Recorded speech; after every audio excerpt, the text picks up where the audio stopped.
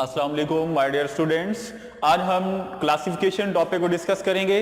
Dear student, previous lecture के अंदर हमने डिस्कस किया कि अर्थ के ऊपर 10 million kind of organism are present in which only 1/3 of the organism are studied.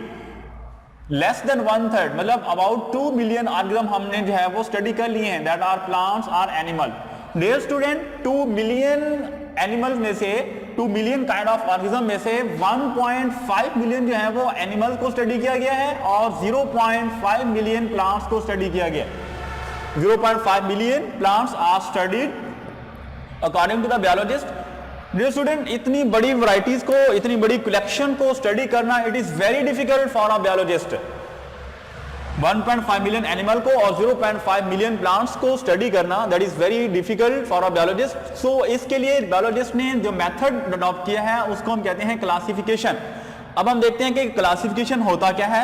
इसको हम बायोलॉजिकल क्लासिफिकेशन भी कहते हैं। बायोलॉजिकल क्लासिफिकेशन क्यों कहते हैं? क्योंकि इसके अंदर हम प्लांट्स और एनिमल्स को स्टडी करते हैं, इसलिए हम इसको क्या कहते हैं? बायोलॉजिकल क्लासिफिकेशन भी कहते हैं। डियर स्टूडेंट, हम इसकी प्रॉपर डेफिनेशन देखते हैं।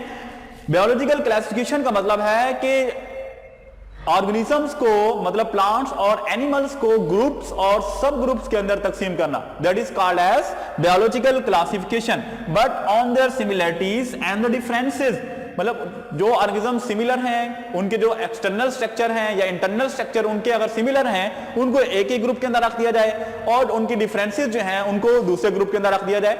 तो इसको हम कहते हैं डियर स्टूडेंट बायोलॉजिकल क्लासिफिकेशन। एक ऐसा मेथड जिसके अंदर, डियर स्टूडेंट, मैंने आपको प्रीवियसली बताया कि बहुत ज्यादा एनिमल और प्लांट मौजूद हैं जिसकी उनको स्टडी करना बहुत मुश्किल है। उनके बिहेवियर को, उनके न्यूट्रिशन को, उनके हैबिटेट को एक्सेट्रा, बहुत सारी उनके अंदर कैरेक्टरिस्टिक्स होती हैं। तो इसलिए ऑर्गेनिज्म से उनको क्लासिफाई कर दिया ग्रुप्स और सब ग्रुप्स के अंदर, और इस मेथड को हम क्या कहते हैं? बायोलॉजिकल क्लासिफिकेशन कहते हैं। किस बेसिस के ऊपर किया? Similarities and the differences. जो स्टूडेंट, एक ब्रांच है हमारे पास, नेक्स्ट टैक्सोनॉमी, इसको देखते हैं। Taxonomy that is a branch of biology. Biology की ही ब्रांच है जिसके अंदर हम क्लासिफिकेशन को स्टडी करते हैं। हमने देखा क्लासिफिकेशन कहते हैं किसको है कि ऑर्गेनिज्म को ग्रुप्स और सब ग्रुप्स के अंदर तकसीम करना क्या कहलाता है? हमारे पास क्लासिफिकेशन कहलाता है। ये स्टूडेंट, और इस ब्रांच को हम क्या कहेंगे? वेरी इंपॉर्टेंट शॉर्ट क्वेश्चन है, टैक्सोनॉमी। इस ब्रांच को हम क्या कहेंगे डियर स्टूडेंट? टैक्सोनॉमी कहते हैं। नेक्स्ट है हमारे पास systematics, that is also very important. Systematic, इसके अंदर हम किसको स्टडी करते हैं? इसके अंदर हम क्लासिफिकेशन को स्टडी करते हैं, मतलब ऑर्गेनिज्म को ग्रुप्स और सब ग्रुप्स के अंदर तकसीम करना। और इसके अलावा इसके अंदर एडिशनल है हमारे पास उसका एवोल्यूशनरी हिस्ट्री को भी क्या करना डियर स्टूडेंट? डिस्कस करना। अब एवोल्यूशनरी हिस्ट्री का क्या मतलब है? एवोल्यूशनरी हिस्ट्री का मतलब है कि उसकी एवोल्यूशन को देखना, मतलब वो ऑर्गेनिज्म जो है वो कहां से, कौन से ग्रुप से बिलोंग करता है, उसका जो बैकग्राउंड है, उसका प्रीवियस जो कैरेक्टरिस्टिक्स हैं वो सारे के सारे मालूम करना, इसको हम क्या कहते हैं डियर स्टूडेंट? सिस्टमैटिक्स कहते हैं। Systematic that branch of biology in which biologist deal with the classification. इसके अंदर हम क्लासिफिकेशन भी करते हैं और इसके साथ साथ ऑर्गेनिज्म को जो इवोल्यूशनरी हिस्ट्री होता है, मतलब जो उसकी एवोल्यूशन होती है, इर्तिका जो होता है, उसको भी हम क्या करते हैं? इसके अंदर डिस्कस करते हैं। इसको हम कहते हैं systematic. It's a very important short question. Next dear student है हमारे पास एम्स ऑफ क्लासिफिकेशन। क्लासिफिकेशन का एम क्या है? इसके मकासद देखते हैं। फर्स्ट है इसके अंदर, जब हम ऑर्गेनिज्म को क्लासिफाई करते हैं डियर स्टूडेंट, उसके अंदर हम उनकी सिमिलरिटीज को देखते हैं और उनके डिफरेंसेस को देखते हैं। कि एक ऑर्गेनिज्म है हमारे पास, उसके दो ऑर्गेनिज्म ले लें, सपोज हम देखते हैं उसके एक्सटर्नल स्ट्रक्चर, जैसे हम बर्ड्स को ले लेते हैं, एक पिजन ले लेते हैं या एक पैरट ले लेते हैं। देखिए दोनों के पर हैं, बिल्कुल पर है, चूंच है, बिल्कुल चूंच है जी, ठीक है। उसके बाद लेग्स को देखेंगे, 2 लेग्स हैं, उसकी 2 लेग्स हैं, तो एक्सटर्नल स्ट्रक्चर काफी ज्यादा मैच कर रहे हैं, तो मतलब हम उसको एक ही किंगडम के अंदर पुट कर सकते हैं।